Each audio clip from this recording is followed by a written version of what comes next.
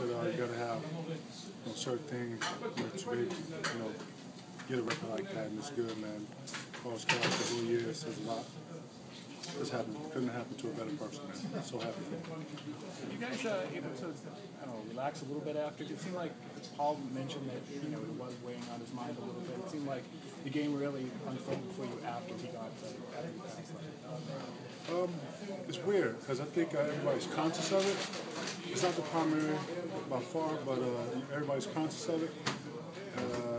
And then, I got a perfect analogy. I'm not going to use it for now.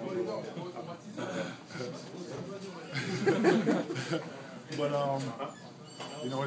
once it's over, then it's off to the primary, and obviously that's winning. Just good to obviously get it out the way, but more importantly, it gets achieved. You're happy for the individual and all the good things of that such. But like I said, man, it couldn't happen to a better person. I've been knowing, Bill for like since we was 13 and 14, man. Just to see him progress and grow as a man, man, it's beautiful. Man. So I'm happy for him. That's man.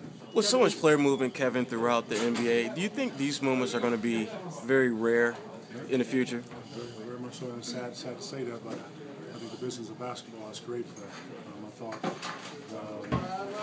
just for me talking, I thought the way that things went in negotiation created a lot of this.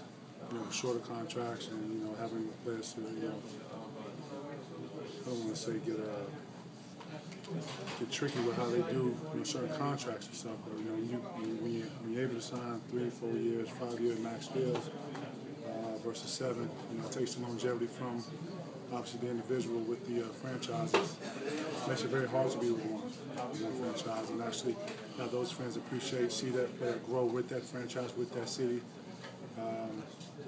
The business gets in the way of the love. And that's sad. Overall, man, Paul's been able to endure. He's been able to be a grandfather, and so pass along and been able to be with one franchise, which says a lot. Because, in this day and age, you have options, and you're motivated to use those options. And loyalty is rare these days on both sides. And players I think get beat up a little bit when we move and kind of go into different areas of trying to better ourselves and better our families.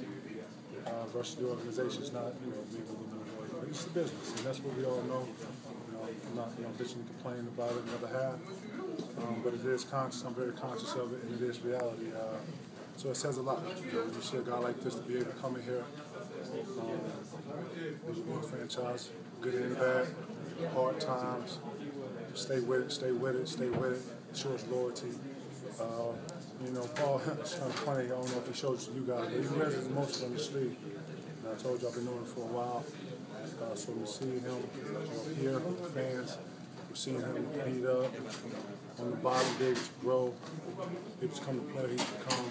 Again, to this, man, it says a lot, man. So, the record is one thing, but, it's sending such a bigger message than just the surface, man. So, again, I'm just happy. It couldn't happen to a better character person.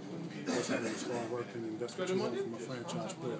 Somebody that's willing to take those punches and then come out the corner swinging, still swinging even when he's on one knee. Continue to give everything he has, man. That's going to be a rarity, and that's sad. You said that you've known him for a while. What do you remember about the first time you met him, and what struck you about him? I can't tell you those stories. Probably put us in a bad position with the law and all that. But how about on the court? First time you saw him on the court? The first time we was on the court, man, it was beautiful. I stepped into Inglewood High, and we had a practice. Don't ask me how I got there, please. Just let me tell the story. The first time I stepped to Inglewood High, we stepped on the floor, we dapped, said what's up, had a little small conversation, we practiced, and it was instant chemistry. Later on, met his mom and his family, and we've been like brothers ever since. Obviously, he went to Kansas, and I went my way. Then, it's crazy that we bump into each other. Summertime, moved out to LA, a lot of UCLA workouts in the summer, and then finally to this right here. It just comes full circle. So, it's a little more special for me just because of all our backgrounds and our childhoods and what we know. What was his game like back in the day, and how was it developed? Paul was it's more like a 4. High school you play 4 or 5. You're the biggest kid on your team. One of them. Paul's from a rough neighborhood. From brothers and a loving mother and family. So we always had a sense of character and depth to him. When it came to basketball, he was always in the backyard working. I remember he was always talking about David Robinson. Couldn't understand that one, but you know, it wasn't for me to understand. But it was, you saw the drive, you know, you saw what motivated him, you saw what pushed him. You know, being in LA, you know, other players considered better than him, and that drove him from day one. You know, we just had a lot of similarities, a lot of things pushing us, a lot of things driving us as young guys. So, you know, we just so happen to be best friends and have a lot in common. So if someone said to you back then one day you'd be on his team, winning a title together, watching him break Larry Bird's to win record, what would you have I totally believe it. I totally believe it. I'll be like, you're crazy as hell, but I believe you.